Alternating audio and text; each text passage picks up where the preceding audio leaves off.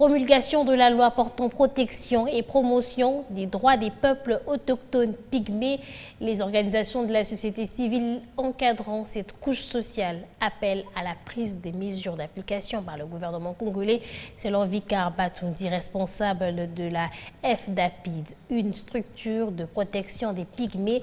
Ces mesures d'application devront être accompagnées par une grande campagne de vulgarisation à tous les niveaux. Le détail dans cet élément de Patrick Sialoua. Devant la presse jeudi à Goma, Vikar Batundi, responsable des FDAPID, une organisation de la société civile, encadra les pygmées tout en se félicitant de la promulgation par le chef de l'État, Félix Antoine Tshisekedi, de la loi portant protection et promotion des peuples autochtones pygmées, plaide pour la mise en place des mesures d'application. Premièrement, il faut que le gouvernement diligente l'élaboration des mesures d'application. Les décrets, les arrêtés, ça doit être rédigé, rendu public.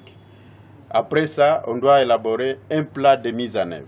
Parce que pas seulement que c'est le gouvernement qui va matérialiser ou mettre en œuvre la loi, mais tout acteur, et même nous les organisations, dans toutes nos planifications, on doit commencer à tenir compte des dispositions contenues dans cette loi pour nous rassurer que nos actions sont en train de contribuer à l'atteinte de dispositions contenues dans cette loi. Et donc, il faut une forte vulgarisation, parce que d'abord, les peuples autochtones pygmées doivent maîtriser les contenus de cette loi pour bien revendiquer leurs droits. Pour Vikar Batundi, l'acte posé par le régime de Tshisekedi en faveur des peuples autochtones pygmées est héroïque. Il y a des régimes passés qui avait cette loi sur la table, mais grâce au régime en place, au moins, elle a été promulguée. Donc c'est une réponse aux besoins des peuples autochtones pygmées.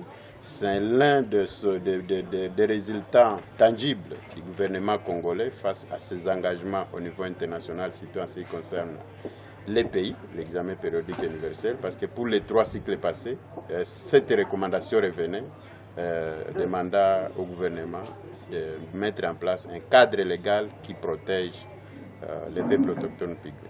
Soulignons que cette conférence de presse de remerciement du chef de l'État a été tenue en présence des représentants des pygmées venus de différents territoires de la province du Nord Kivu.